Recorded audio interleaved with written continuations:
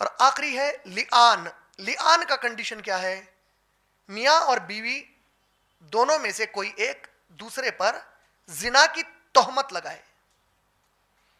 जिना की तोहमत के लिए उसूल क्या है इस्लाम के अंदर?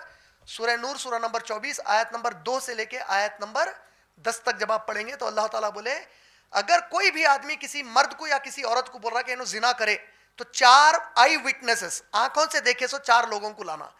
3 आ गए आंखों से देखे सो लोग, चौथा नहीं मिल रहा, तो ये तीनों को पकड़ो, बोले हर एक को 80-80 कोड़े मारो, बोले जिंदगी भर इनकी गवाही कबूल मत करो, ये झूठे हैं, बोले अल्लाह ताला। शरई हुकुम तीनों सही भी देखे, अल्लाह ताला बोले जिना के मसले पे एक्सेप्टेबल नहीं है जब तक 4 ना हो। ये 3 मुंह नहीं खोलना, बोले अपना 3 देख भी लिए तो।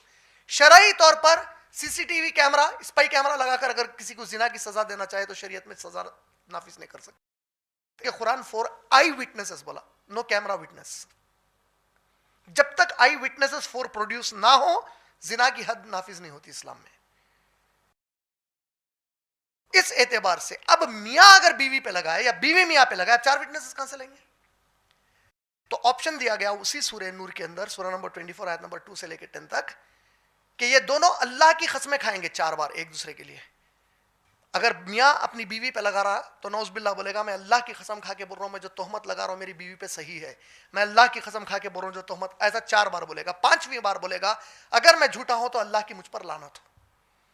बीवी लगाएगी तो वो भी 4 बार यही कसम खाएगी, अल्लाह की कसम खा के बोल रही हूं, मैं सही बोल रही हूं। ये हो गए 5 इक़साम।